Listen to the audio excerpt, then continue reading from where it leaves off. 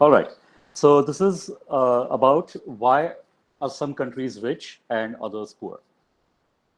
Last time we talked about several of observations. So one of the things that, or one key takeaway from last time's lecture is that the differences in the living standards across the globe.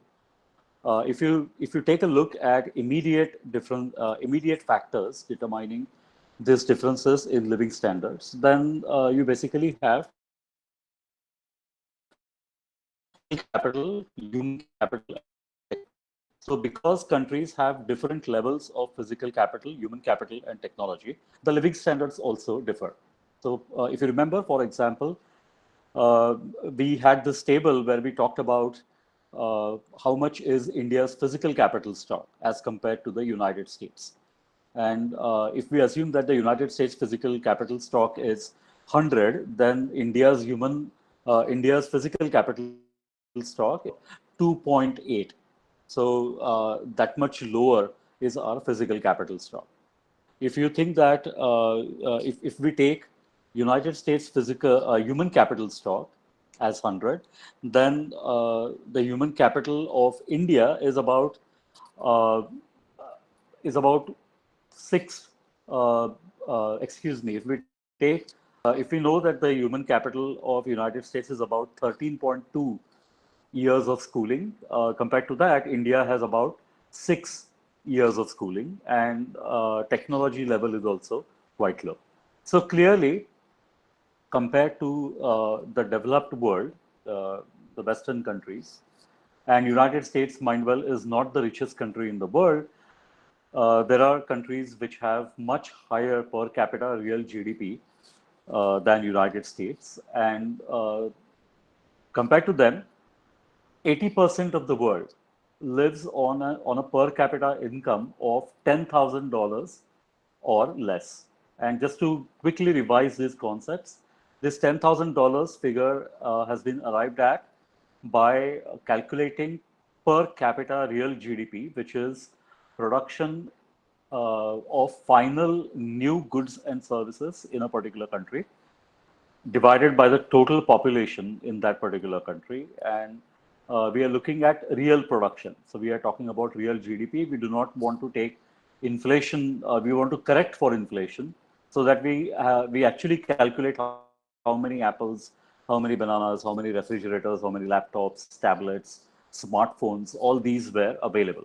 So if you think about this, all these together as a big basket of commodities and services that you can buy, then roughly Indians, on an average, according to 2018 figures, can buy about seven of such baskets, while an average American can buy about 50 such baskets, 50, and an average person in Luxembourg, for example, can buy about 90 times of of this standardized basket that you're talking about. We distinguish between two factors. So one were proximate factors, which are physical capital, human capital, and technology, and others are so these are proximate factors. Then we asked a deeper question, is that why does America have such a high physical capital stock? Why is America able to educate their own citizens at such a high level of schooling uh, than, let's say, India, right? And the reason is basically the deeper factors. Now, let me just take a minute here and ask you, is my screen audible? Am I audible? Yes, sir. Okay, all right. Uh, okay. So the deeper question is, why are some countries able to have higher physical capital stock, are able to educate their population at a much higher level, are able to access and have technology and use technology at a much higher level than uh, than others. And the factors that have been proposed by the research are three factors. One is geography, other is culture, and the third one is institutions. And last time we looked at geography and culture. So fundamental determinants basically explain why levels of proximate determinants differ across countries. So these are deeper factors that we talk. And last time we saw that the empirical evidence for both geography and culture as explanation of the factors of the proximate determinants differing across countries uh, is not really clear. At best, we can say that the evidence is inconclusive, but mostly the evidence is clearly not there. So, geography and culture do not determine the levels of proximate determinants, that is, levels of physical capital, human capital, and technology, and therefore do not determine the standards of living across countries. Now, one of the person from who attended the webinar asked me a question. What about uh, that geography, culture, and institutions together determine something? And we will talk about it in a few minutes when we talk about a concept called reversal of fortunes, right? But before that, let's talk about the third hypothesis.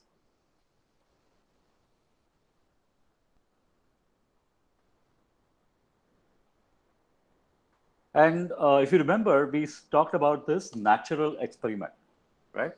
So, if geography and culture are an important determinant of, let's say, of standards of living today, then why does North Korea and South Korea have different standards of living? Because till 1940s, North and South Korea both were the same countries. In 1947, this country was split into two along the 30th parallel by an agreement between the United States and the Soviet Union. And so this region, which is largely the Greater Korea before, and now it is divided into North Korea and South Korea, has clearly the same geography, same language, same culture, and so on. And so there must be something more than this that determines economic outcomes for people, right? You can also think about other natural experiments. For example, if somebody is working in United States and that person comes back to India, there are clearly salary differences. Some of the salary differences could be explained by relative abundance of factors. For example, India is a labor surplus country, and therefore the level of wages tend to be lower as compared to a labor scarce country like United States.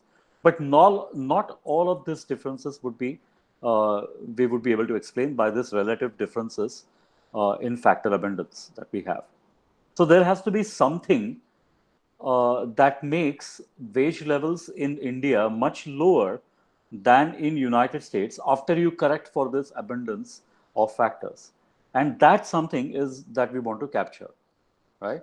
And one hypothesis for this is that it is the institutions that determine how individuals are doing, right? So there is a saying, for example, as kids, we all have been told since we were young that you have to work hard. Only when you work hard, you will get the fruit of your labor, right? You have to study hard. Uh, you have to attend classes. You have to go to college. You have to do your job honestly, right? Everything should be there, and then automatically you will get the fruits of your labor. But then, does that mean that a person from a poor country is not really working hard?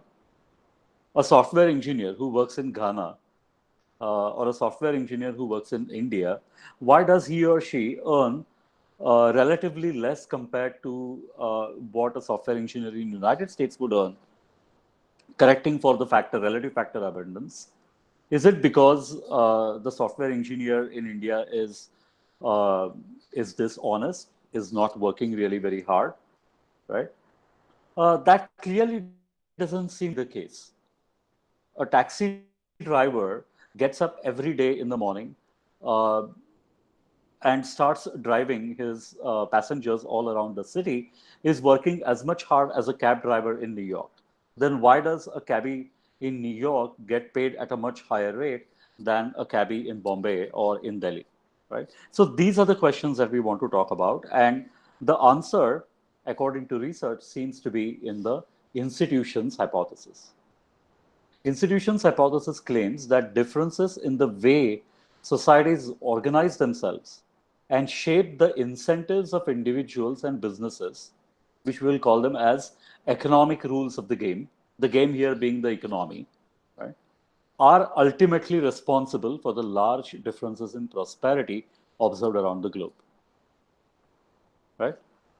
So let's go back to what the North Korea and South Korea are there, but let's look at the features that we are talking about the incentives. So here, when we talk about institutions, how societies organize themselves. So these are not formal institutions, like for example, RBI or the government of India, or these are basically how incentives that people face work with, right? And how do they make either incentivize people to work harder or work less, incentivize people to go to schools or not or drop out from schools, right? And so on and so forth. So these are basically the uh, constraints on behavior. They shape our behavior by determining the incentives. Right? So clear again, North Korea, South Korea. You can, if the lights data that you had before wasn't able to convince you, then this graph should be able to convince you. This is GDP per capita in PPP adjusted dollars, 2011 constant dollars. So these are comparable figures. You can clearly see what is happening here, right? Both countries actually are good till about 1970. Then the North Korean income plateaus, and after that, it actually starts declining. But if you look at South Korea, the trajectory continues with occasional downturns, which most likely are the business cycles which are experienced by all the market economies around the world. So, why is this happening? Right? And the answer is in the kind of institutions South Korea instituted after becoming a country, and the kind of institutions North Korea instituted after becoming a separate country. So it turns out that both South Korean and the North Korean regions, to start with, actually had dictatorship. So both started as dictatorship. But what happened was later on, South Korea became a market-based economy. It and so when we talk about market-based economy, the feature of the market-based economy that we are concentrating on is the incentive for making physical and human capital investments. And I'll talk about this more later. Just a caveat right now. I'm not saying that market is the holy grail and therefore everybody should go for it. There are caveats and there are conditions that need to be put in place in order to make markets work for everyone, right? So that much is clear. So let me be clear at outset. I'm not basically singing a poem in praise of market-based economy, but I'm giving, or not me, but most of this research basically gives a very nuanced picture of what works with markets and what doesn't. But South Korea basically opened up, became a market-based economy, provided incentives, and North Korea basically adopted a strict communist system that outlawed private property and banned markets.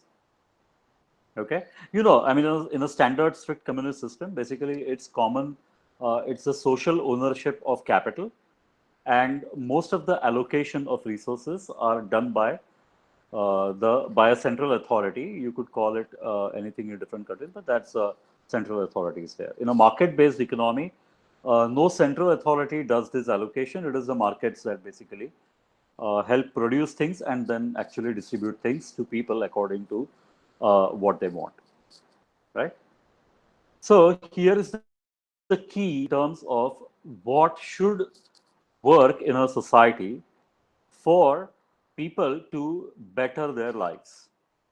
Okay, which basically brings us to what is the nature of economic institutions that govern South Koreans versus North Koreans, right?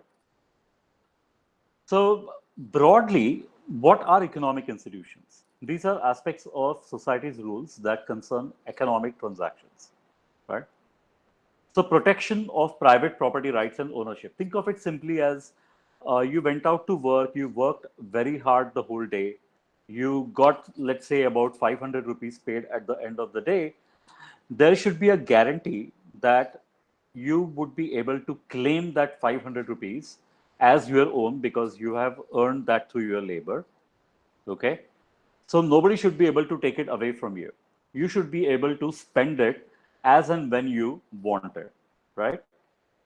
So, for example, think about countries which are very unstable.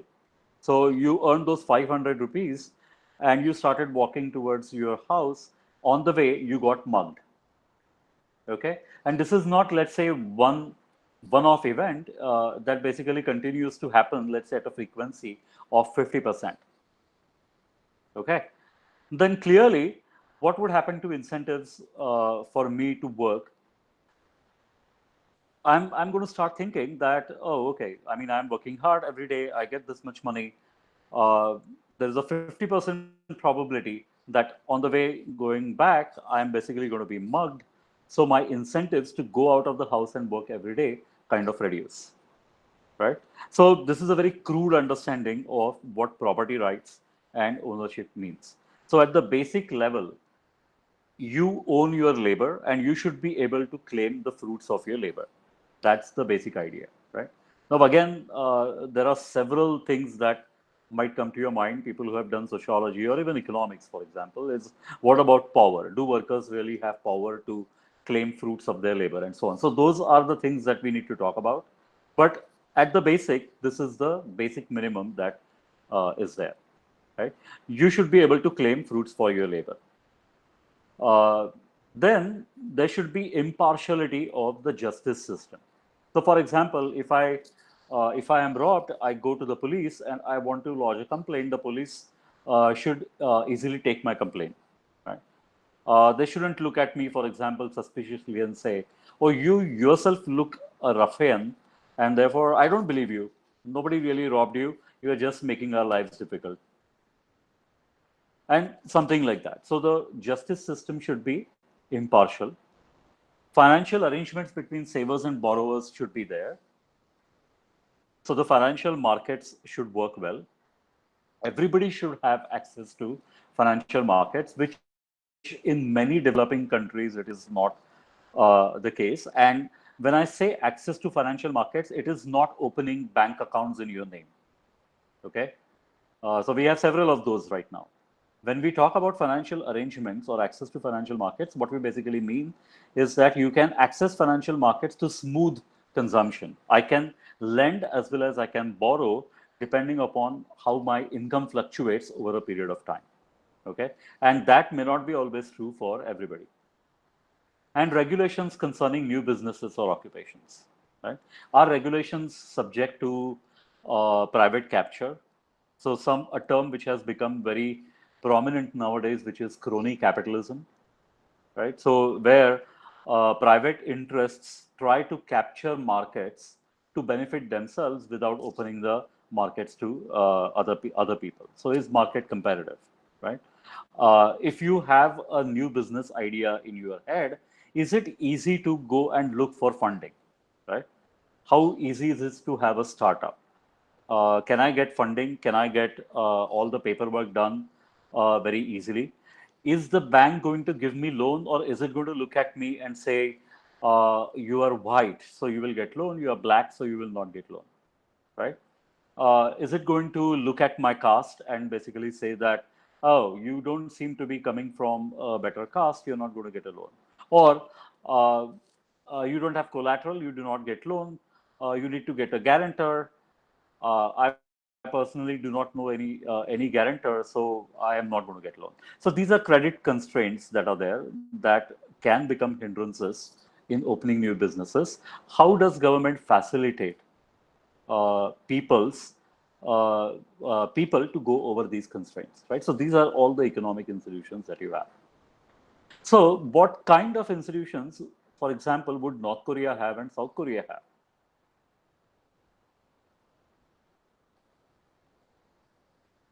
So we are going to define something what we call as inclusive economic institutions.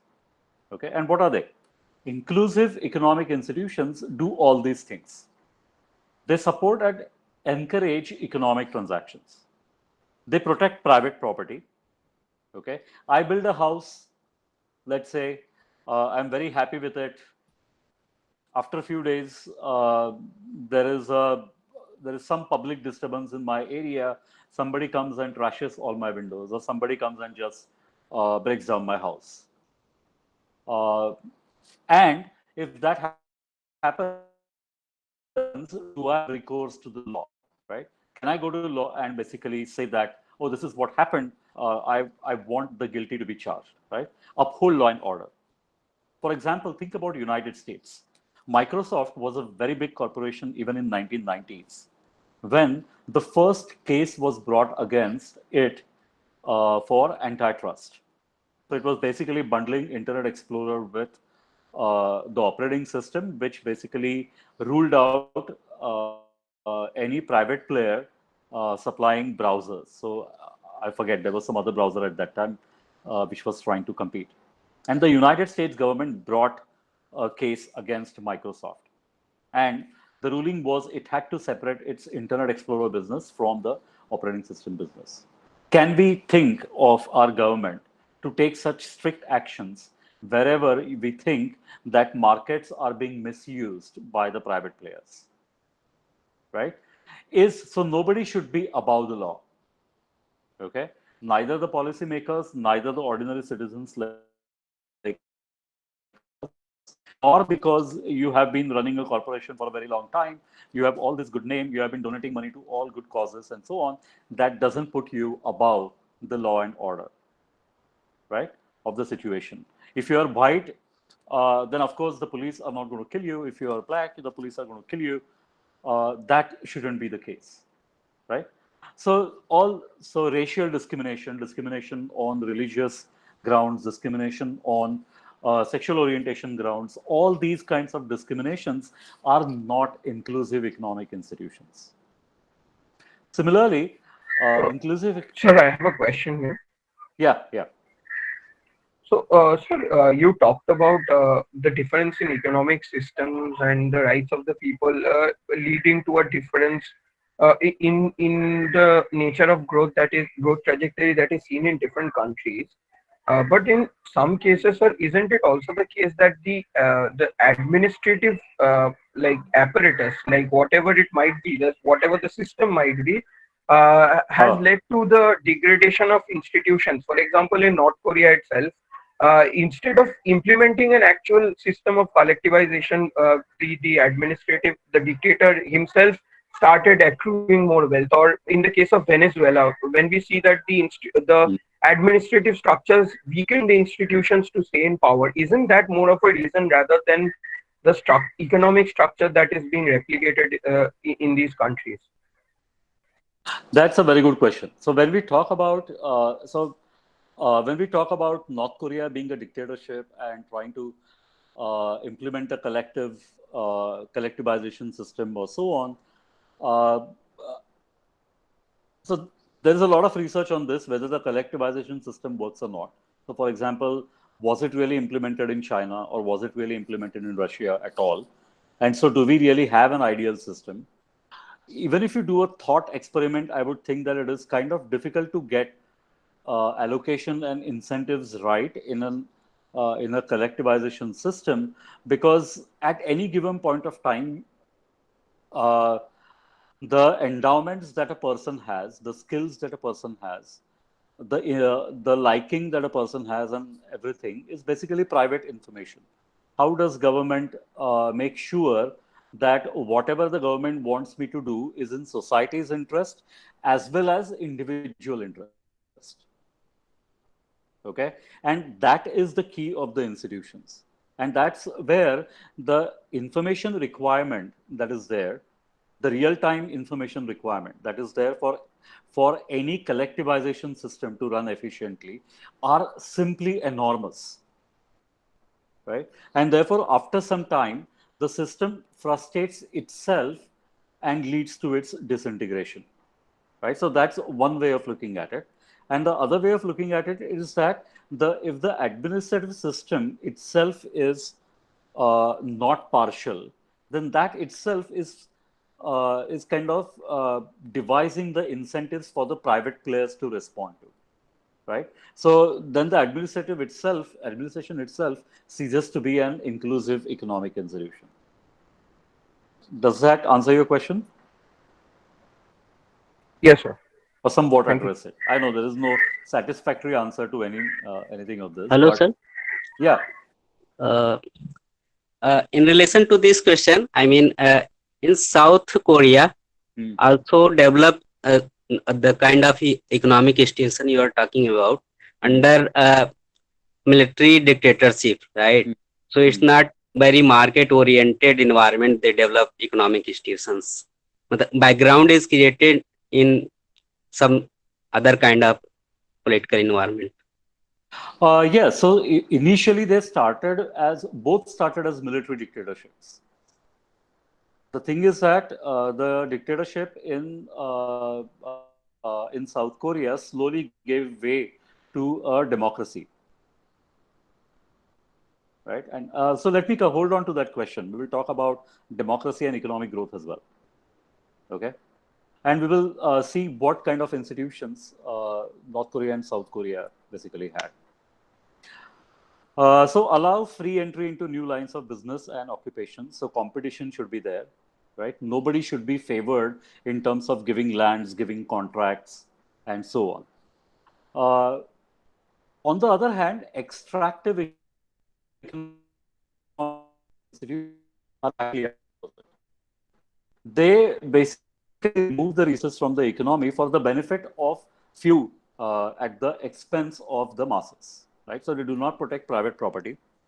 They do not enforce private contracts. So, for example, in many developing countries, enforcing private contracts is very difficult, right? A verbal contract is also a contract, for example. For example, when I was in US, we used to rent out these apartments, and there used to be a lease agreement between the renter and the landlord, right? And this was just on a plain piece of paper, signed by both the parties. There was no stamp paper required. There was no registration of the stamp paper required. But if either parties violated the contract, we could go to the court, and that contract was enforceable, right? So making it very easy to enforce contract. So the incentives are set right. I know that this is not just piece of paper which is going to be. I mean, nobody really cares what happens to it. I know that I can take the landlord to the court. The landlord can take me to the court if I damage his house or do something like that. And secondly, which I'll come later, the courts are also efficient so that the results are immediate. It's not like in India, many times we go to the court if we do not want to solve the problem, because we know that once it's in the court system, it will at least be there for a decade, right? So then we don't have to worry about stuff unless you are an important player. That's the thing.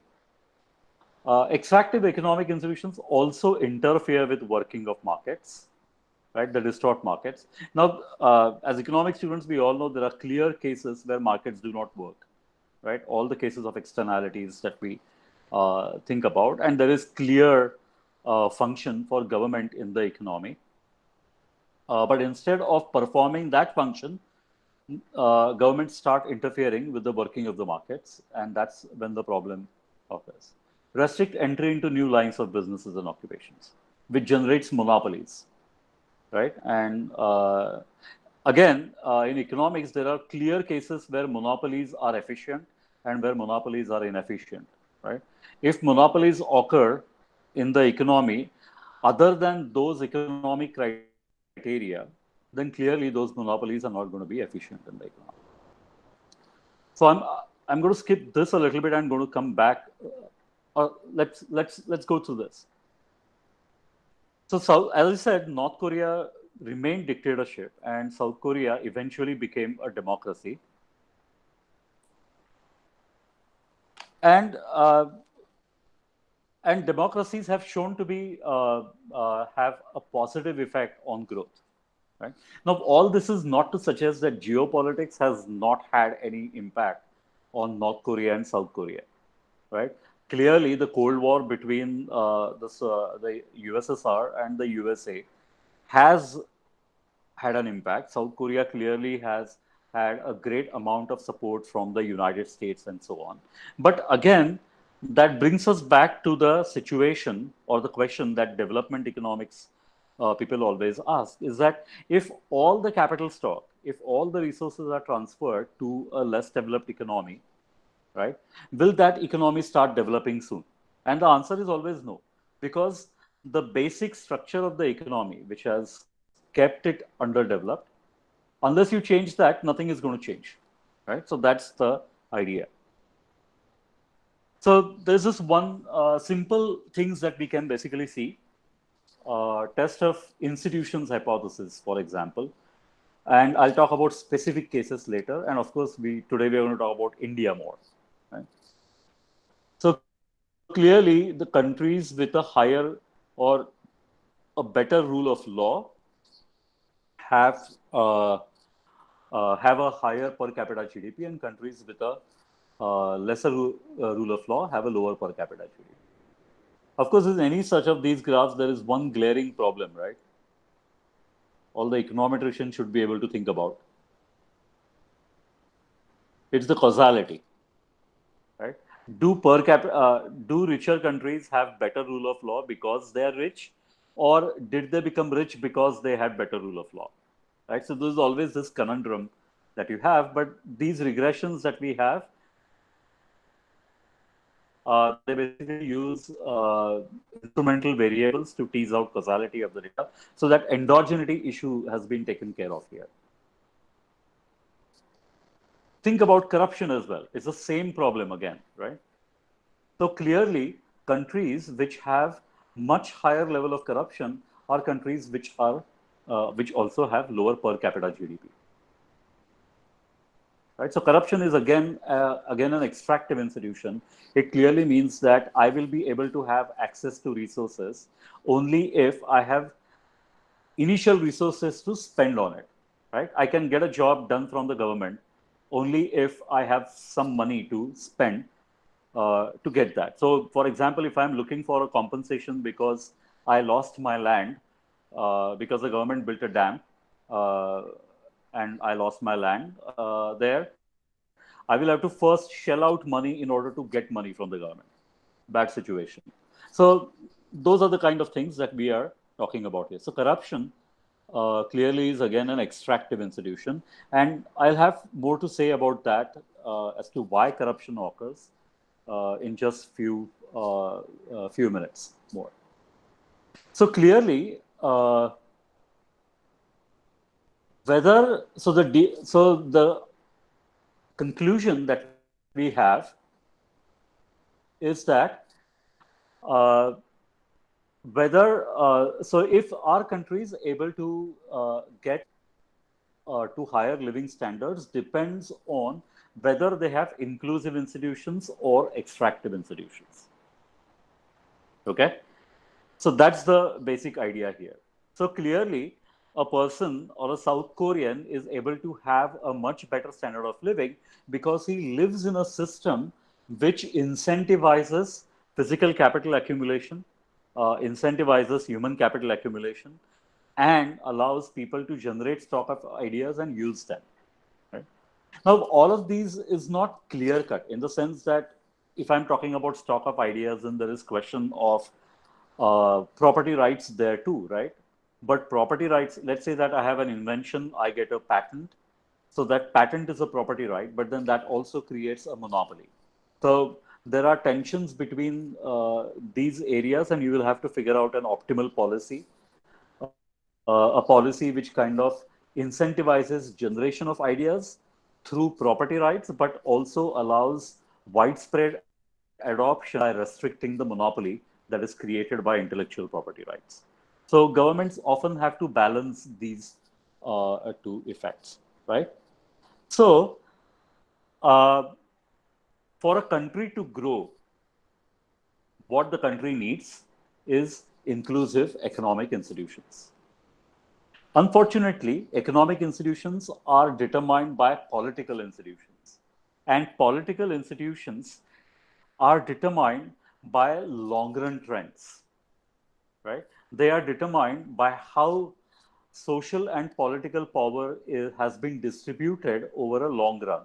And therefore, many times, countries which have lower standards of living also have political institutions which distribute political power very unequally. And therefore, there is no incentive for people to change the economic institutions for better, right? But before we go there, let's look at the long run trends, right? So now we know that inclusive institutions lead to prosperity, extractive institutions lead to prosperity. We also know that developed countries, so clearly developed countries have inclusive institutions. If I today emigrate to the US, I will earn much more than here. Or when I came back from US, not me, anybody who comes back from US is going to earn much lesser here. It's not that they're going to forget everything that they learned or all the skills that they had while coming off the plane to India. It's just that the system is very different and the incentives are very different and the prices therefore are very different, right? So the rate of return to the labor, right, is very different in these countries. So why is now this the case? Why do poor countries are poor because they have extractive institutions? So now the question to ask is, why do these countries have extractive institutions? And why do developed countries have inclusive institutions? So our geography, right? So our tropical or semi-tropical areas, which are basically all the poor countries that we have, condemned to poverty because of their geographies or their cultural beliefs? So the answer is no. It's the institutions. But again, institutions seem to also persist. And the reason for this is the differential impact of colonialism on economic institutions in the former colonies today. So remember last time I talked about that colonialism is going to play an important role. And this is how it's going to play an important role. Colonialism had a differential impact on different countries. And it has left a mark on how political power has been distributed today and therefore how economic institutions have been shaped today. So let's look a little bit at that. So I'm going to refer you back to what we call as the reversal of fortunes. And I'm going to take you back to 15th century. Okay. So in the 15th century, as we talked about last time, the biggest economies in the world at that time were that of Indian subcontinent, so Asia, Northern Africa, and China, right? And after the 15th century, these countries fall behind along with the African countries, and all the Western countries start growing very fast, improving living standards phenomenally in these countries, right? So why is that the case? Why did this reversal of fortune happen? Okay. Now, again, the caveat is don't go into the fact that uh, China, India, or the Indian subcontinent and North Africa were the biggest economies at that time. That does not mean that our living standards were anyway comparable to what we have today. Okay. With all inequality and poverty, on an average, an Indian is much better today than he was in the 15th century, right? So there was, on an average, everybody was poor at that time, but living standards were a little bit better in China, Indian subcontinent, North Africa, and so on. Right? Now, of course, we do not have very reliable GDP data at that time. I've told you about Angus Madison and his data, but clearly we do not have a time series to do a regression, right? In that sense. So what are we going to do? So another way of measuring living standards is by rate of urbanization and population density in 1500s, right? So countries that, so generally, when do urban centers develop? when there is sufficient agricultural surplus and that can sustain a transportation and trading network, right? Which is in turn able to sustain a larger population per square mile. So countries which were rich at that time, relatively rich at that time, would have many urban centers and there would be higher density of population, right? So what is the relationship between prosperity in 1500s and prosperity today, measured as GDP per capita? So let's look at it. So this is urbanization, and what we are basically talking about is percentage of population living in towns in 1500s. Now think about it, that countries, so urban centers which can support this kind of urbanization, right? They would have higher population living in towns, and clearly those United States, Australia, Canada, Argentina, these are not the countries which had many urban centers in 1500s. Okay.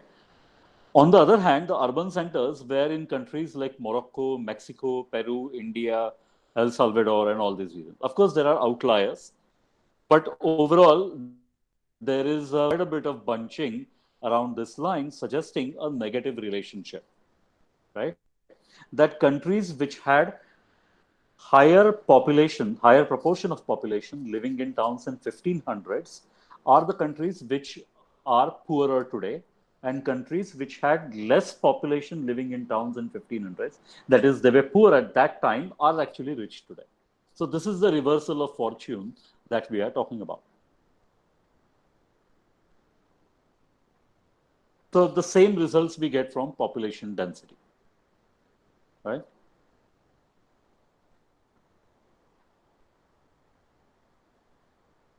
Population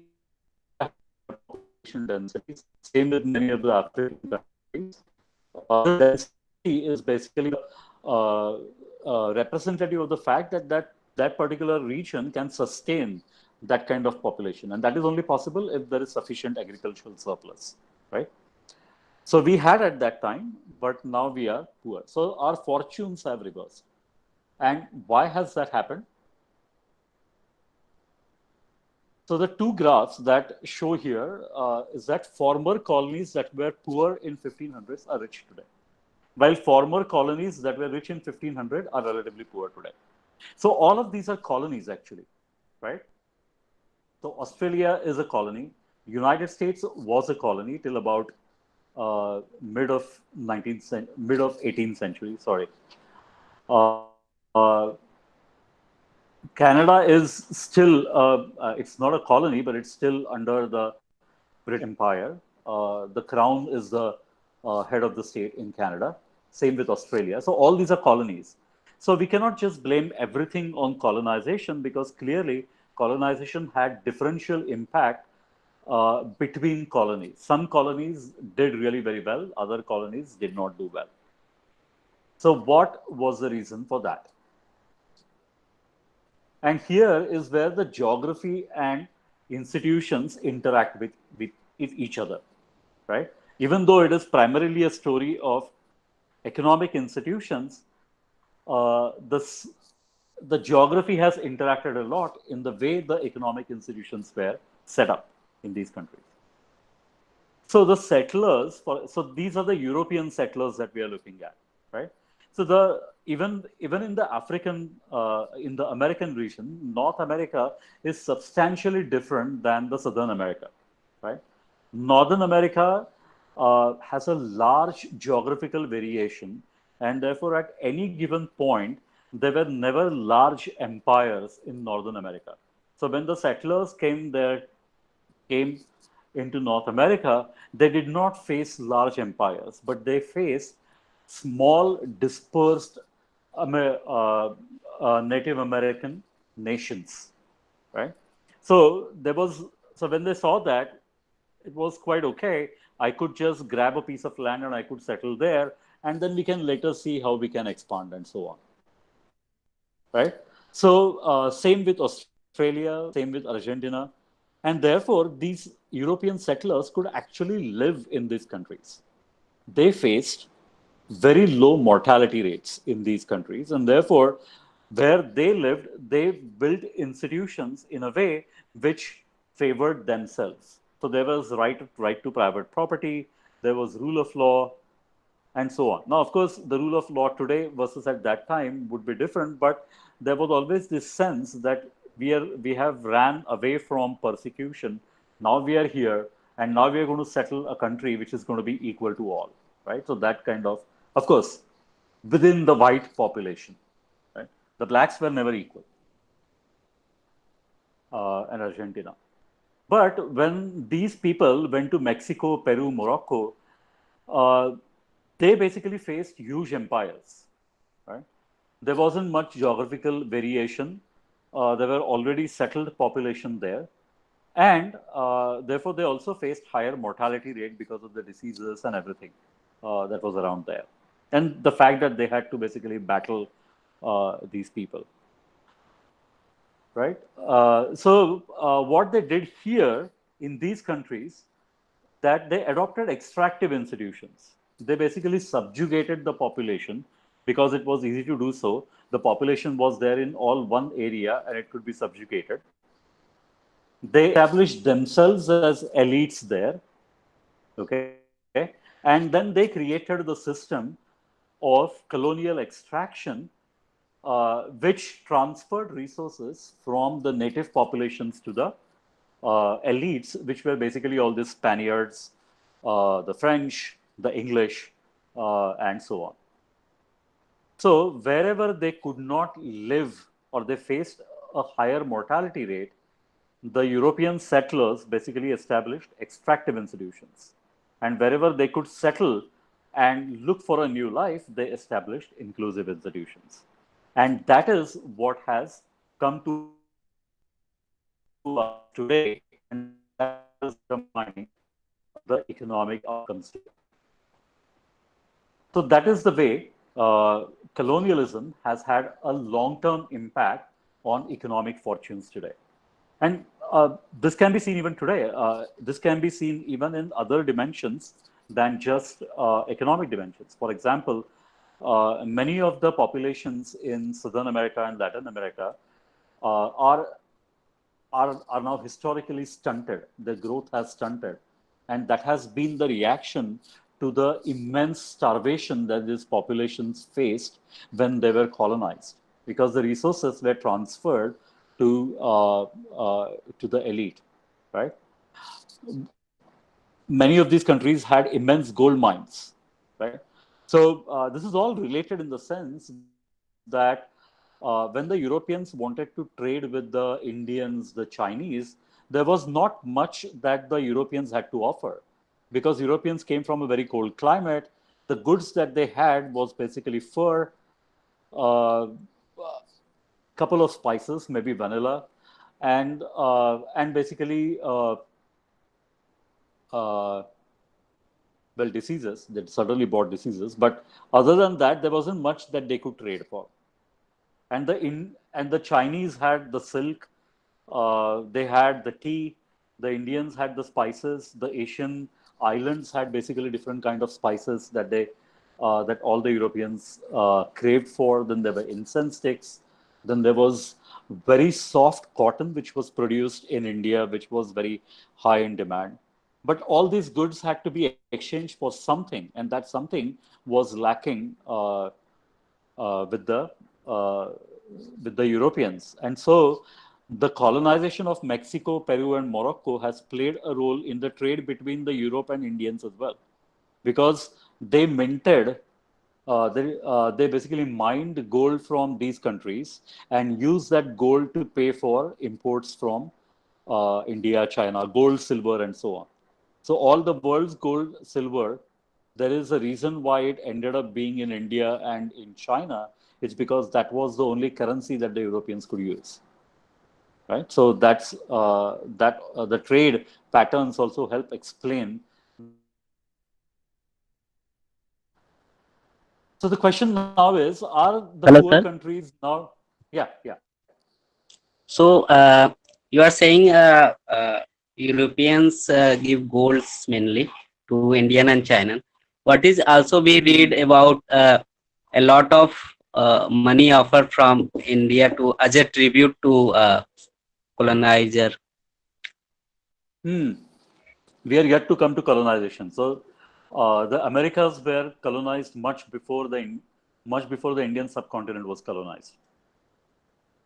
Okay, and colonization basically helped them uh, to basically do away with this trade between gold and spices. They could just take the spices and take it away. Right. So let me come to that. But this is before the Indian subcontinent was colonized. Okay. So Okay, the way that the way the trade worked was in the northern India, in the northern plains, the trade basically worked through the Silk Route, and in the southern India, it worked uh, through the sea route. So the southern Indians traded with the Africans, and the Africans traded with the Europeans, and there was a lot of influx of African population. There was a lot of exchange of Indian population and African population during this time. And China basically exported silk to India, and India made silk fabric, and then India exported the silk fabric to the Africans along with spices and other things, and in exchange they basically got gold. So you can see the use of gold and silver from many of the African countries back to India and China. This was before the Europeans could set their foot on the Indian subcontinent, which was first done by the famous Vasco da Gama in year 1498. Till then, the trade was very strictly controlled by the Arabs in the northern part and by the Africans in the in the southern part. So these were kind of the Europeans were not able to break these shields for a very long time. Uh, and the Europeans were not able to set foot on the Indian continent till 1500s. After that, it changed. All right. So, no, so the colonial and historical legacy of extractive institutions, it could be challenged today, and we could have inclusive institutions leading to economic growth. So I think the whole agenda should be making, identifying what inclusive institutions are and moving the economies towards inclusive institutions, right? It, to begin with, it probably might seem that it is easier to do in dictatorship. For example, China. China abandoned the centralized planning in 1985 and started becoming an increasingly open and market-oriented economy, even though politically it's still a dictatorship. But now you can also see unrest happening within China, people asking for more democratic power and so on. And research clearly shows that democracies are the countries which grow faster in the long run. And we can also see that the Chinese economy itself has now plateaued, right? So there is kind of a discontent there too, uh, uh, in case of how economic incentives are shaped. What about India, though? Now, that is the case which is a difficult case, right? So when Acemoglu and Robinson came out with their book "Why Nations Fail" and argued, so it's a big book which makes for a very interesting reading, but it's basically based on all the econometric analysis that these guys have done, and the most influential paper is basically uh, colonialism and comparative economic development, where the settler mortality rate was used as an instrumental variable to get rid of endogeneity issues in the economy. Arvind Subramanian was one who basically argued against China and India being outliers in this whole story of extractive in like India being poor, uh, and that now it is growing, and therefore the extractive institutions don't seem to have much effect on the Indian economy. I think India is a hard beast to pin down, right? and the effect of colonialism on the Indian institutions is also hard to pin down because we already had an extractive institution in place, and that was the caste system. So uh, when the when the East India Company, because it wasn't the English crown before, it was the company, right? The multinational company, the first joint stock multinational company that came to India was the East India Company. And when it came here, it basically was faced with two things. One, there were two large empires in India at that time, which was basically the Mughal Empire in the north, extending towards west and some of the south, and then there were remaining other empires in the southern states. So they faced these very settled empires. And one of the objective of the Mughal Empire was basically to control the spice trade, right? To get spices that is here. But the Mughals stayed here, and so they became part of India. That was the difference between Mughals and the later colonizers. So Mughal Empire is an Indian empire in that sense. So they saw this, but the society was divided by caste, and there was already this extractive institution that was in place. Though there are arguments which basically say that the Islamic influence, the Buddhist influence, and the Jainism influence had started weakening the caste system by then. But its economic structure had and has always been very strong even during that time, right? Socially, it might have been more, might have become more flexible, the Bhakti movement and everything that we talk about. But economically, it still had that sense. Caste determined access to resources, and there was no way of jumping your caste to a higher caste, not at least in your own generation. So, for example, as sociologist M.N. Srinivasan shows that with the process of Sanskritization, a caste group itself could move the hierarchy, but that happened over a very long period of time, right? And then there was also multiplicity of castes, that groups basically also separated themselves from earlier groups, formed a different caste, but overall, the caste system was still there, right? So the British didn't have to create an extractive institution. It was already there. So it was kind of easy for the Brits to come here and insert that. But they did not colonize India up until the Mughal Empire disintegrated.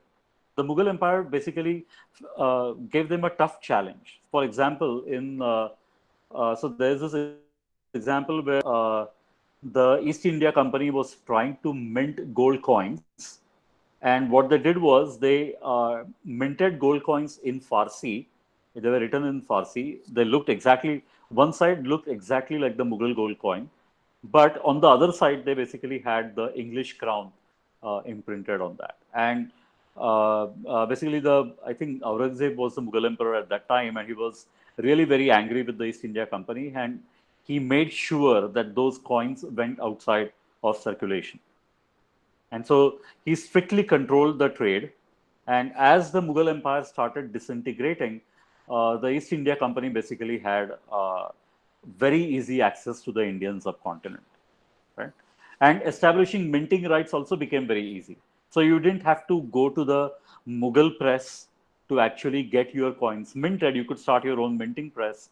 I think the first minting rights were given in Bengal, and then you could just use those minting rights to mint your gold coins and use those gold coins to get all the goods and services that you have. There's a very interesting book by Garg called The Sikka and the Raj, which gives a very interesting monetary history of the Indian subcontinent, starting from the Mughal period and the colonial period, because the book is about Raj, right?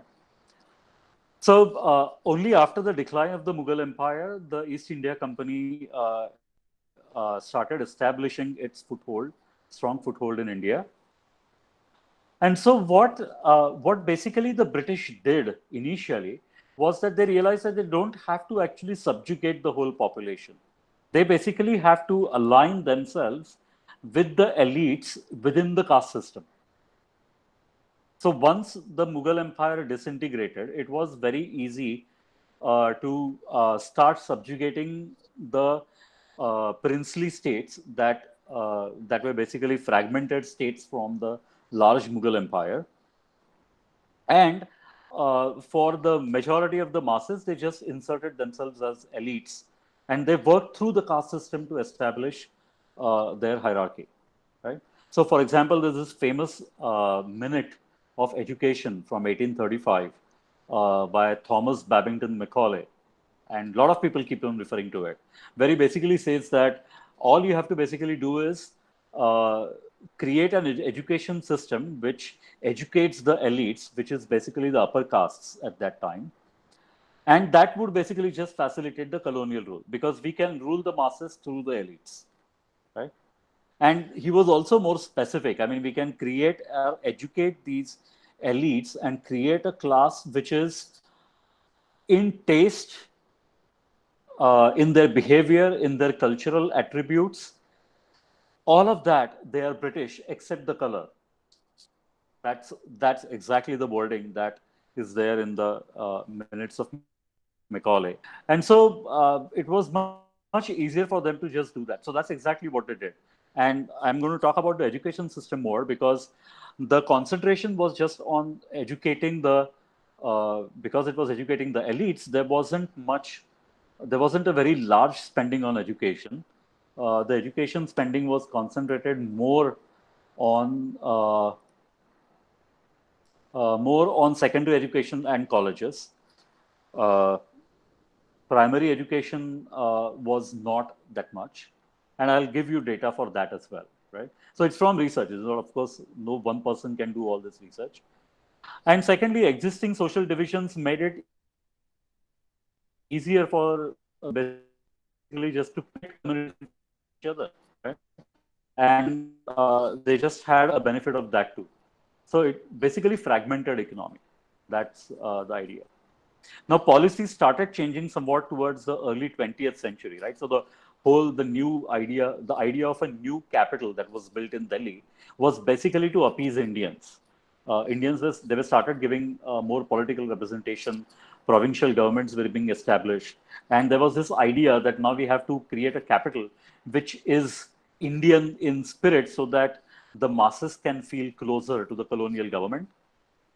So, if you visit the Rashtrapati Bhavan, for example, which is the Viceroy's palace before, from outside it has all the Indian elements, right? But funnily, if you go inside, from inside it's basically all European, almost all European. And the joke was that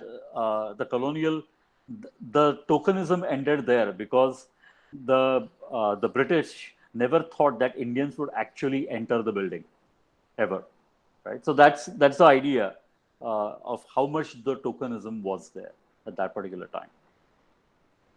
So how did it work? I mean, first, basically, first and most important thing, you basically have control over the spice market, right? So you get spices, you get cotton.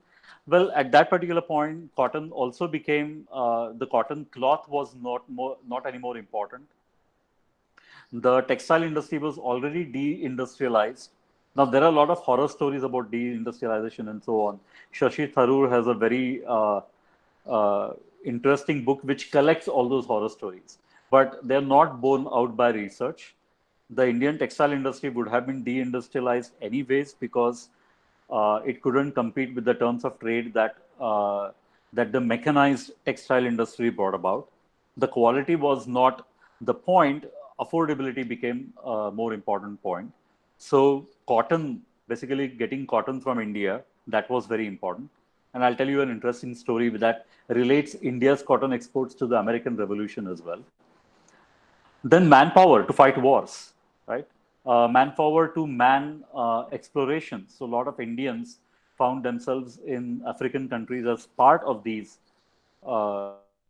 explorations. A lot of Chinese found themselves in Northern America as part of these explorations. that were there. So they got immense manpower from all these. There are very interesting books on India's contribution to the war, and there was all this furor over whatever the movie that came out just recently, where there were only white soldiers shown there, where on the other hand, there were a lot of colored soldiers fighting for the British at that particular time. Then also land to produce goods like opium, for example, which could be used as currency to buy products like tea, silk from China. China was playing a really very hard ball at that time, and so it was very difficult to get into China at that time. And of course, land to produce raw materials for modern textiles. So, what can we link today's? So, today's our legacy that we have today is, I mean, it's primarily the caste system, right? So, one question that we should ask ourselves that Indians are so smart. All the Brahmins at that particular point, uh, where around 14th century and even before that, India, China were leaders in mathematics, right? The numerals, the decimal system, all these traveled from China, India through Arabs to the Western nations, and therefore even the numerals today are basically called as the Hindu-Arabic numerals to credit uh, the discovery of zero and the decimal system and so on. The question is, why did then industrial revolution not happen in India, and why did it happen in Britain? And clearly, the answer lies in the fact that in Britain, by the time the Industrial Revolution started happening, education was widespread. It wasn't limited to a few sections in the society. And more the society is educated, the easier it is to generate ideas, the easier it is to adopt technology, the easier it is to create new technologies and so on.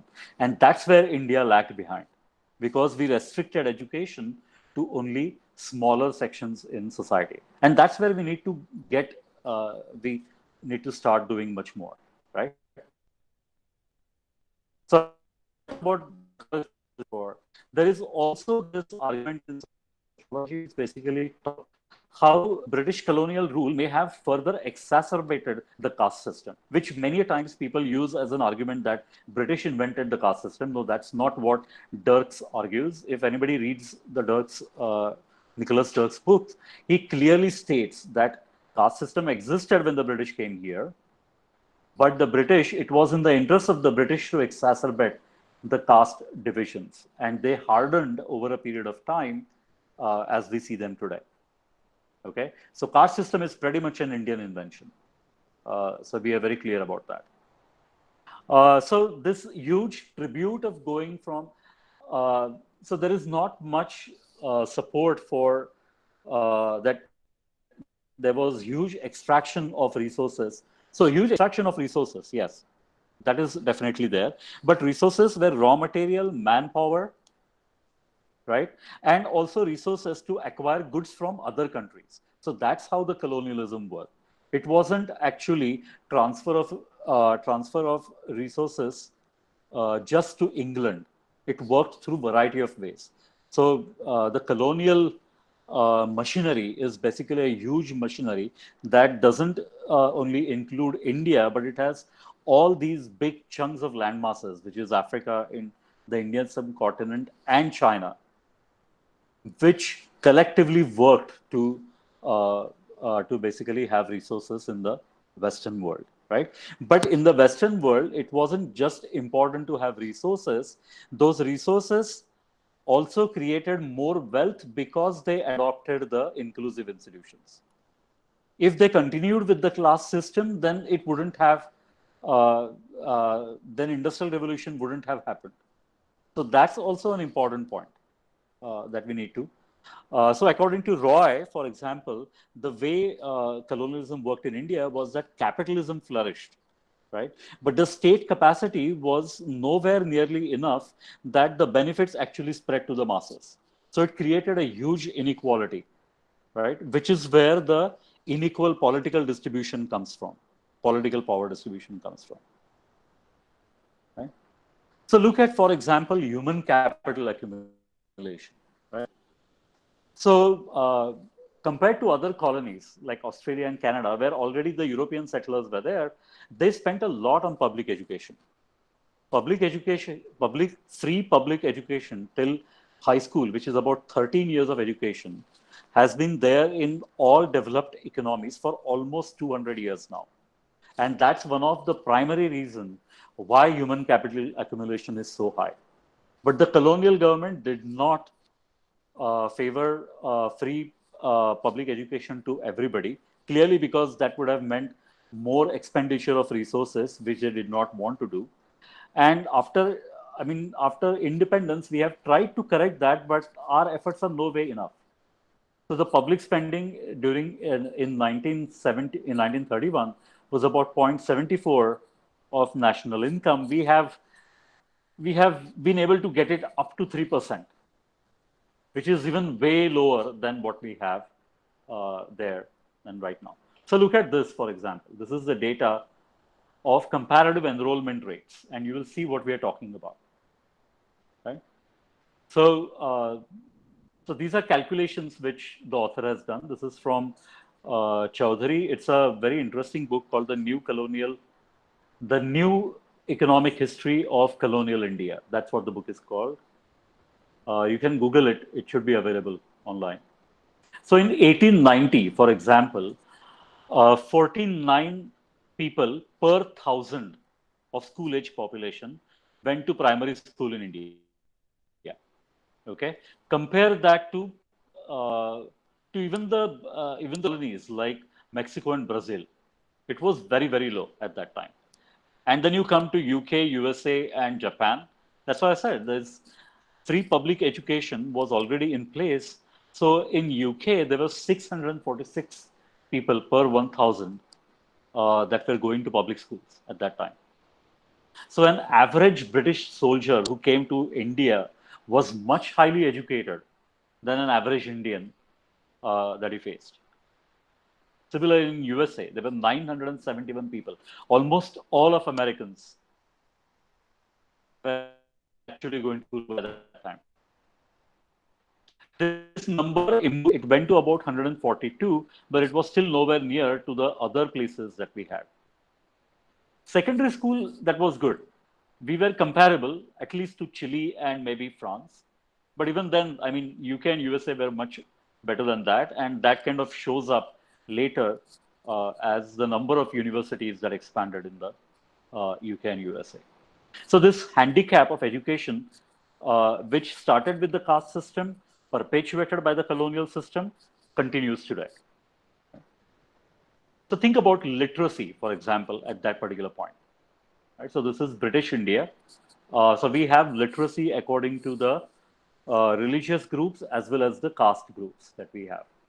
So clearly, during in British India, even though the British hired soldiers from all the castes, right? There was Mahar regiment, there was Maratha regiment, and you can also see the names of the regiments and how they perpetuated the caste myth and hardened the caste myth. But they did not do much for education at that time. It was the social revolutionaries that actually argued for education. It wasn't the British that they did at that time. So the depressed caste literacy was very low. Christians had much higher literacy rate. Jains had much higher literacy rates. And among Hindus, Brahmins had much higher literacy rates.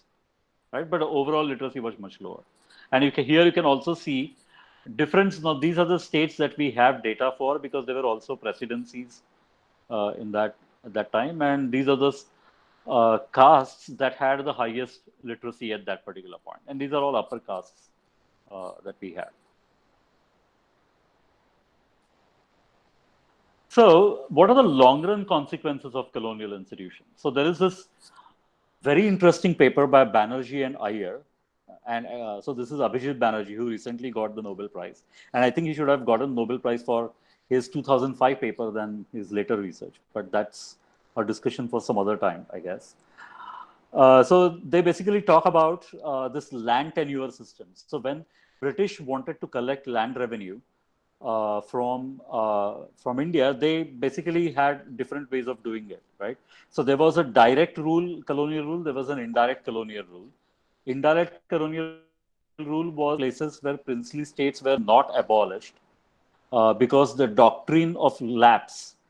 So till 1857, the British used this idea of doctrine of lapse, which basically meant that any princely state which did not have an heir or died heirless was basically taken over by the East India Company, and uh, and the other one basically had an administrator from the British East India Company, but the local rulers still called the shots, right?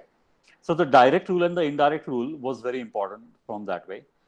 Similarly, in the land tenure systems, you could appoint zamindars, which was an indirect way of collecting land revenue, or you could directly go to the village or to the cultivators to get the revenue, and that system basically was called as the Mahalwari or the Royatwari system. And you could clearly see, Banerjee and Iyer show in that paper that uh, that regions which had zamindari land tenure systems are the regions which do very badly today, and the regions which had Rayotwari systems do much better in public good provision today, which clearly shows the effect of inequality, right? In the system of zamindari, the resources are transferred to the zamindar and that, or to the nobility at that particular time, and the resources are kept there, not much spent to the people. But in the system of Royatwari, that was opposite of the case. So you can see from this table how the long run influence of this system has stayed. Okay, so we are talking about access of public goods in 1991, and these villages are ranked according to zamindari areas and Royatwari areas. And here you have the variation explained by this historical land tenure system. So a quarter of the variation in access to public goods today can be explained by the historical land tenure system, which is a lot. I mean, it also says a lot in terms that we have done significantly in terms of trying to improve public good provision and doing away with this historical disadvantages. But there is still a long way to go. Right? Then we can also compare this with the doctrine of lapse. So 1857 revolution basically surprised the British a lot because they never thought that Indians with all the caste divisions and with all the religious divisions could come together under one banner of the Emperor of Delhi or the Mughal emperor and fight against the British. So that was a huge shock for the British system at that time, right? And that's and there were two policies which came as a response to that. One is that the crown thought, so one is three policies. So the crown basically took over from the East India Company. So I mean, you can, so till then it was called Company Sarkar, and then it became the crown, the British crown actually became, the queen actually became the head of the state in India. They did away with uh, the doctrine of lapse, because they found that a lot of princely states where the doctrine of lapse was applied were also the states which backed the uprising or the mutiny, or now what we call as the first freedom struggle of India. They were part of it, and therefore clearly the crown could see that people were unhappy with that policy, and so that policy was done away with. And the second policy was the divide and rule along the religious criteria between the Muslims and the Hindus, because it was a shock that the Hindus and Muslims could come together and fight against British in 1857. So now this lapse that happened between, so the doctrine of lapse ceased to exist in 1858. So now what you have after 1858 is that regions where the lapse happened and the regions where the lapse did not happen. And so now again we have colonial rule. So the areas where the lapse happened was the direct colonial rule, and the areas where lapse did not happen was the indirect colonial rule. And now you can see the difference in terms of access to public goods, right? So primary school, I guess everywhere it was the same access that we had. But in terms of healthcare, regions where labs did not happen, the access to healthcare was much better. So the local rulers were much better. Many of the local rulers actually were also social revolutionaries. For example, Chhatrapati Shahu in Maharashtra was a very progressive ruler. He started schools for the for the disadvantaged caste groups and so on. Right. That was possible because it was an indirect rule. Right. The doctrine of lapse was not applicable to there. Paved roads were much higher in areas where lapse did not happen. So areas where direct British colonial rule was not there, right?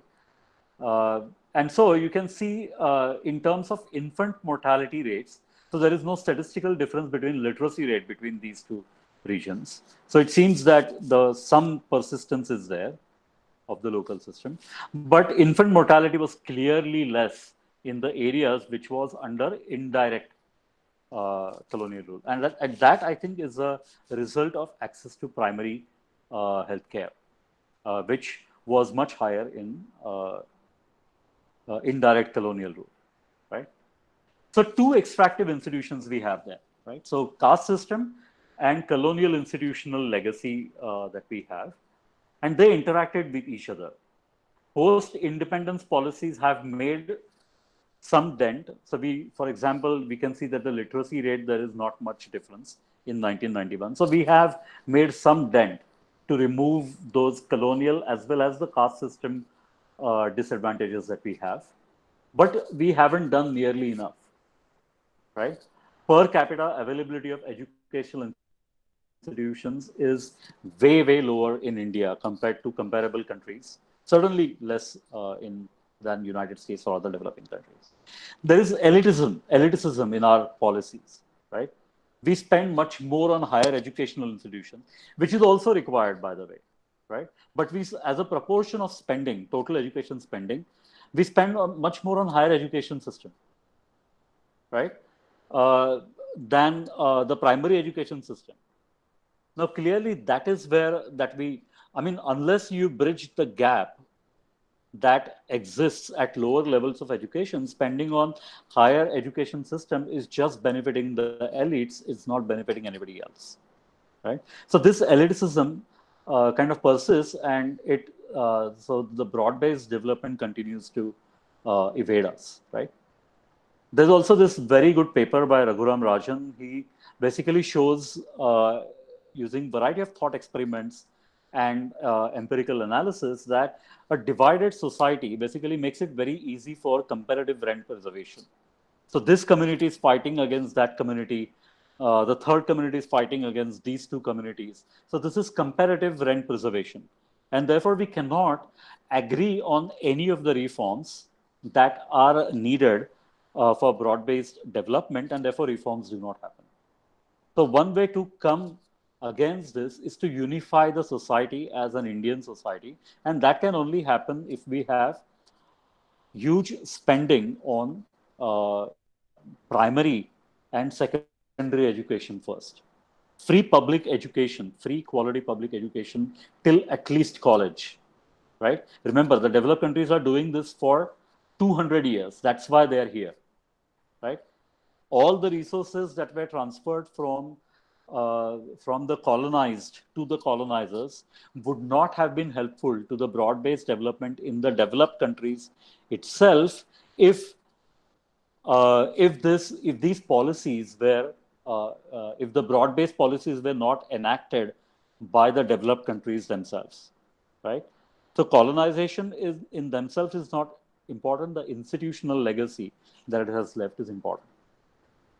So, there's also limited state capacity, right? And we get all these fancy ideas from which are very elitist ideas, and then we try to implement them, but we certainly do not have the state capacity to implement it, right? And that leads to then a lot of things. So, for example, think about disproportionately. So it's not. So what happens is if we do not have the state capacity to implement a particular policy, let's say, for example, uh, we know that we get a license in a developed country within a day. So we should all start giving licenses in one particular day.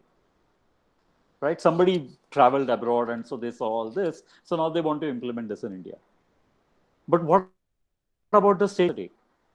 When state capacity is limited, it's not that we are just going to do those things at a smaller scale. It basically creates diseconomies of scale, which leads to corruption. Now, the only way to get a license in a country with a very limited state capacity within a day is if I bribe the officer, because there is clearly no state capacity to give licenses in a day, right? So, for example, we all talk about policing, how inefficient the policing is, and so on. And I think the truth is that the police are basically overworked.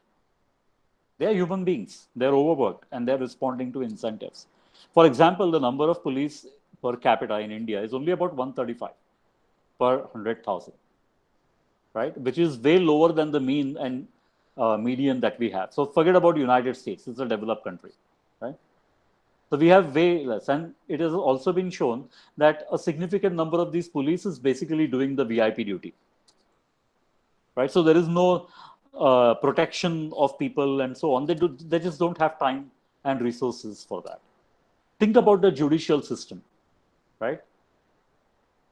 The number of judges per capita is far below the US rate. For example, we have 12 judges per million people, which is 10 lakh people, right? And US has 108 judges per 12 per million. Right? We have a backlog of 32 million cases, which increases the average time that a case runs to about a decade. Right? So, and impartiality and quick justice is one of the inclusive institutions. So we know what we need to do. We need to spend much more on judicial capacity. We need to spend much more on policing, but also with police reforms and so on. And then we can talk about social protection and so on and so forth. So, are we going to overtake China? Here is the higher education enrollment that we have. So, this is India, right? Uh, China is this, and then we have other countries here. Right? So, we do not have much of higher education. This thing I'm very proud of AOD, but it's a drop in an ocean, right? We should have more such experiments uh, running all across India that we need to do. So I guess what is needed? Human capital investments, right? And human capital comprises of two things: education and healthcare. If you have a healthy person, then he can work. If you have an educated person, then he can respond educatedly, he can adopt ideas, he can use ideas, and so on, right? Law and order, vast judicial expansion. If you want impartiality of law, if you do not want corruption in the government system, we need a huge expansion in state capacity, right? So, which will lead to a dramatic reduction in caseload and so on. And then, of course, the other public goods, sanitation, food security, child and women's welfare, and so on. So, our limited state capacity, or some authors that call it as a flailing state, that is there, which is there. And also education, there are a lot of reforms that people who have worked in education will be much better place to say, right? There are educationists who have worked on it. But one simple thing that comes to my mind here is one is that our education system has been shown to be a sorting system. We basically take people in and we sort them out into better scoring people, less scoring people, and throw them out with degrees. There is no capacity building that is there, right? So generations of disadvantages, then inequities in access to basically resources even today, all this determines the outcomes that we have in terms of education. That cannot be done by just putting everybody into a race and then just sorting them into different percentages and giving them degrees. You have to make a serious effort at capacity building. Right? And nutrition, midday meals are very important because most of the nutritional impacts on intellectual development, on not having a stunted development, is the critical childhood period. where most of the Indian children are malnourished. Okay, and that's where the midday meals become very, very important. And somehow we have been neglecting that. That should basically come up more. I have a caveat on markets too, right? So markets by themselves are neither good nor bad. They just deliver allocation of resources as efficient as possible. And we know that efficiency does not rule out inequality. Therefore, what we need to do is we need to have sustained efforts to redistribute the endowments. Providing quality free public education is a sure way of doing that. Providing or having policies that ensure access to markets and that it does not depend on your socio-economic background. Those are the policies that we basically need, right? So I guess let me stop here. These are some of the references that I have, and I guess I have overshooted a little bit. We started maybe 10 minutes late, so I have ate up the question answer time, but I would be very happy to answer any questions that you have. So let me stop here for now, and I'll take questions.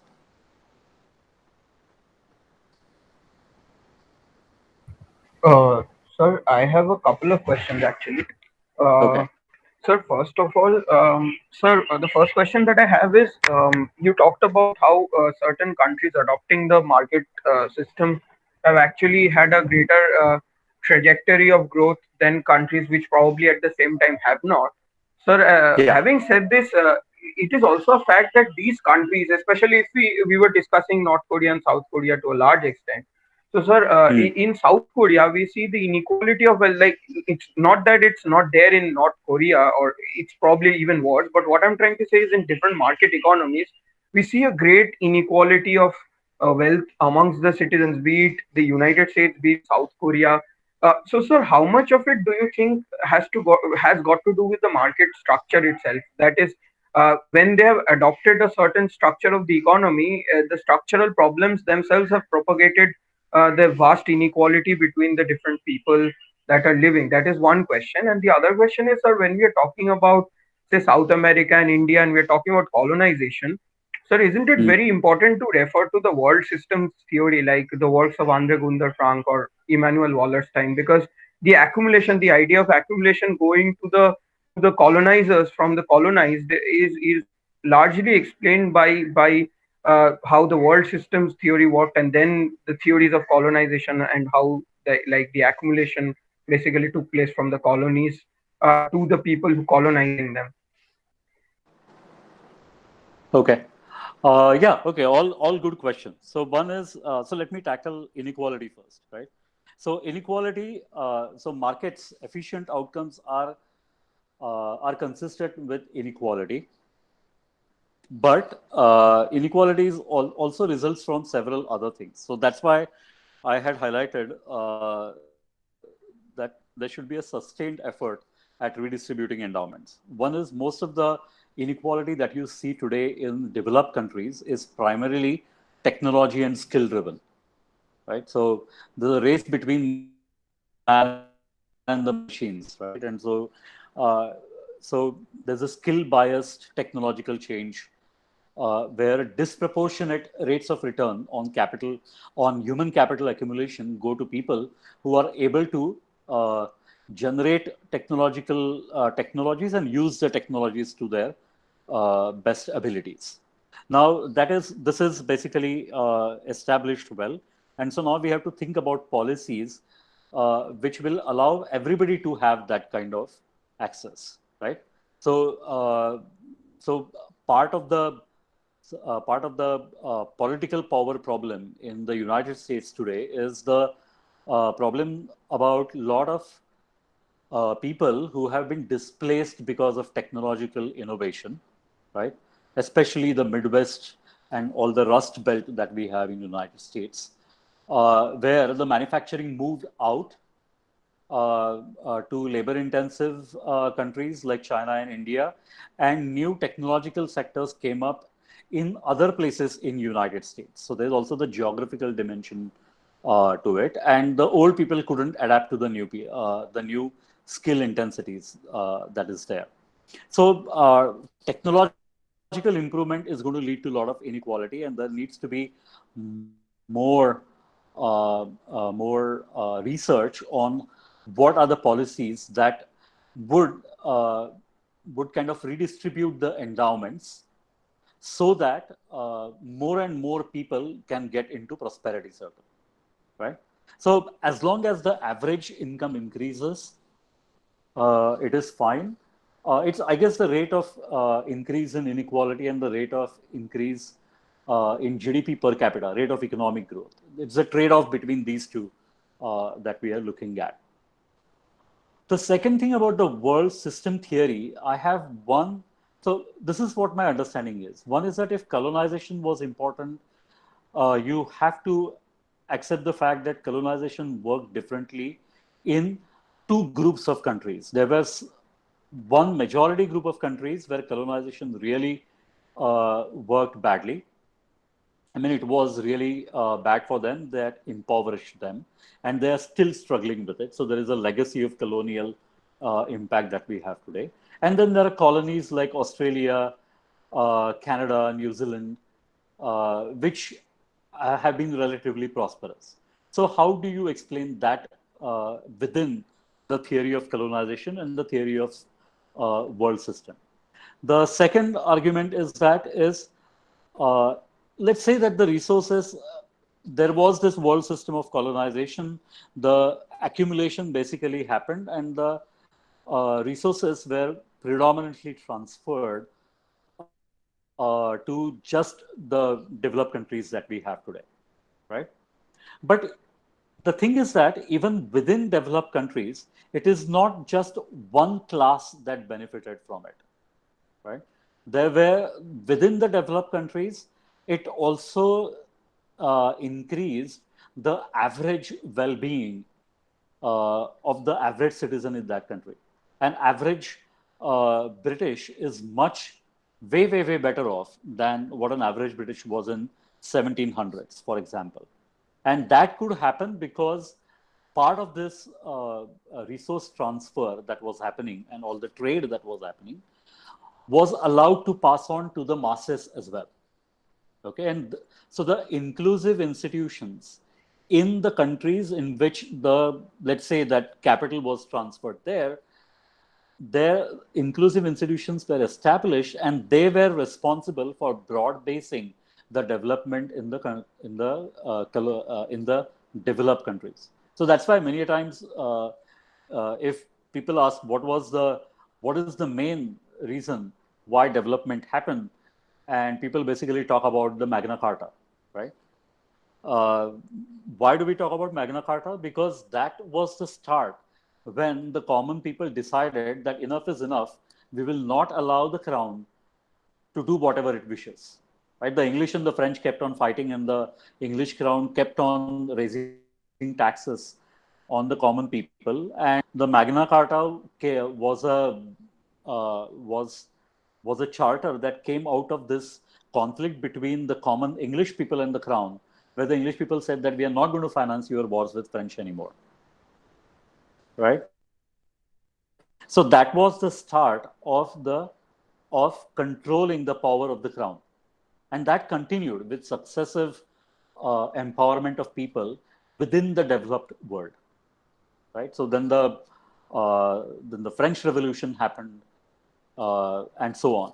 And so the broad basing was important, and so the average living standard of the person in UK, in United States, in France, in Germany, also increased along with the total wealth of these countries. And wealth has to be created as well, right? It's not just that the tea was brought and the spices were brought and so on. That wealth also has to be distributed between those people with living in those countries to create more wealth. Where does that process come from? That process comes from the markets and empowerment that comes from education and securing property rights and so on. Right. So that's one thing. Now think about inequality. For in United States, for example, if you work at a minimum wage, let's say for one whole year, right?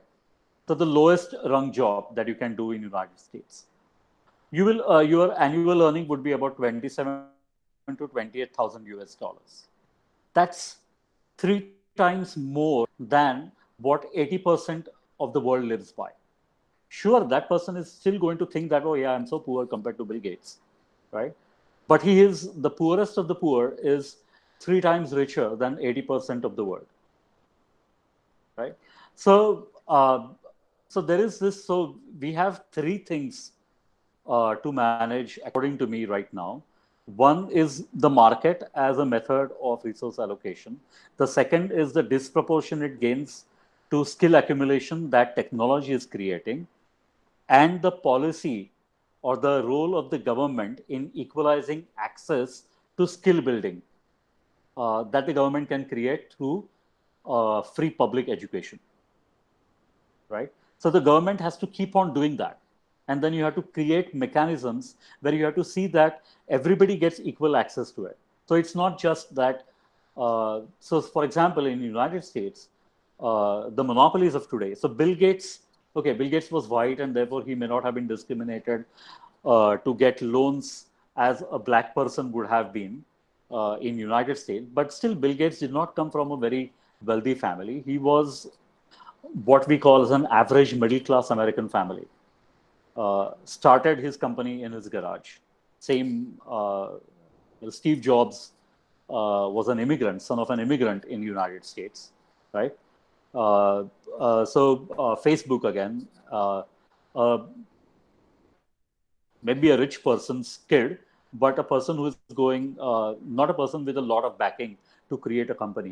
These things have been possible because there have also been other policies. There has been venture capital funds. There have been policies in place to make sure that startups get funding, right? There are laws in place which allows for easy bankruptcy, which allows for and so on. But then again, so the neoliberal doctrine is that yeah, we need to allow free markets to run amok. But then often what is neglected is the strong role of government that is needed for markets to function, which is actually there in the developed countries. It is not there in the developing countries.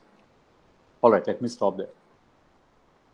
Does that answer your question or address your question? Let me answer. Let me put it that way. It's never possible to answer a question. Yes, sir. Thank you, sir. Okay. Yeah. Hello, sir. Yeah.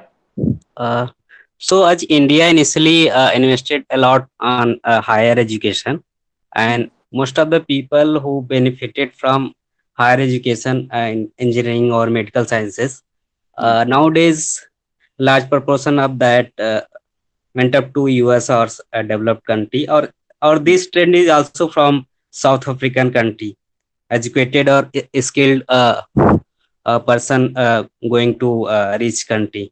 So how to tackle these things? I mean, they will went up to where political system is good, environment is good.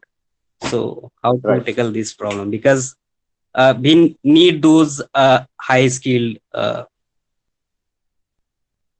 worker in developing country. Right. Right. Yes, we do that. Yeah. Yeah. So, yeah. So one way of thinking about it is that I mean, this is not a recent phenomena, right? Since early post independence times, people who have been educated here have been going abroad. For example, we created the IITs. Many of the IIT graduates went abroad, settled there. Some of them came back as RBI governors and other policy this thing. But yeah, that is what has been happening. Now, one thing is that you cannot just create educated population. You also have to simultaneously make the country livable, right? At that particular point of time, so you can think about, so the industrial policy has to go in hand with it. It must be easy to start businesses. It also must be easy to enforce contracts, to settle disputes, and so on. So overall environment matters. So the answer basically lied in your question. You basically said that people go there because the environment is nice and so on. So that is what is basically important. So I mean, there's not much credence to the idea of brain theory today because the world is so closed enough in terms of communication lines that we can still benefit from all the technological know-how and knowledge that we have created. So the thing is that do we have domestic conditions that will allow people to benefit from this ever expanding knowledge frontier? And for that, we should create the institutions so that people are enabled, they are empowered to take decisions of physical capital accumulation, of human capital accumulation, right? So, for example, discrimination, right? Discrimination based on gender, discrimination based on caste, discrimination based on sexual orientation, or any other parameter you can think of, right? All these are not inclusive policies because they reduce the incentives, right?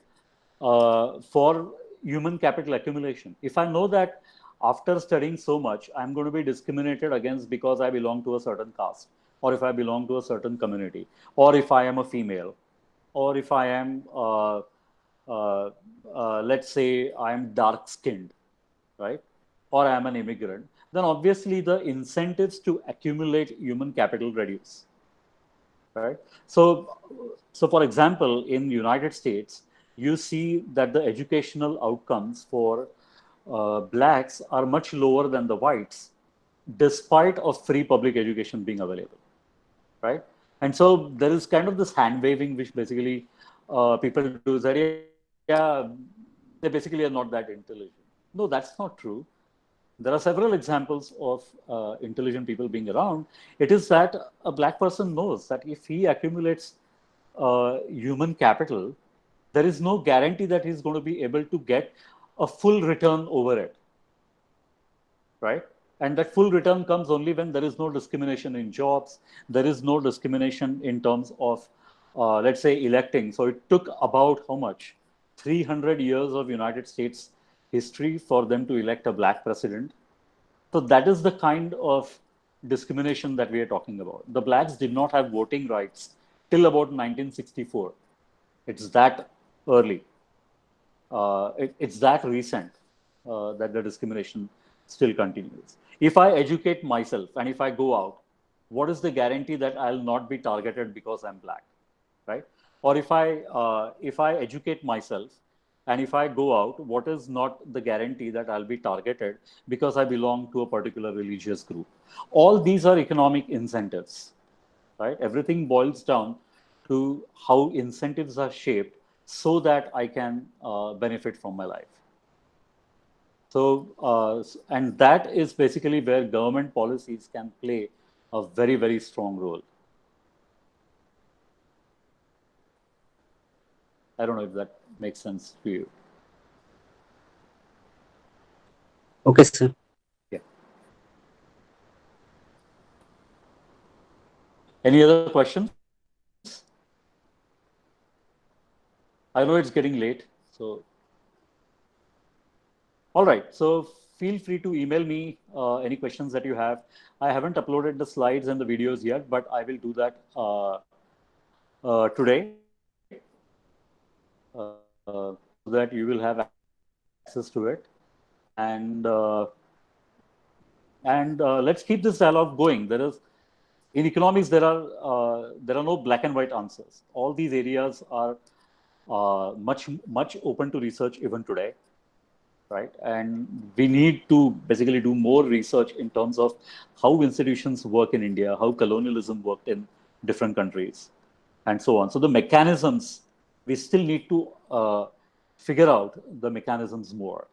Uh, and it would be much better uh, if we keep on researching those things, right?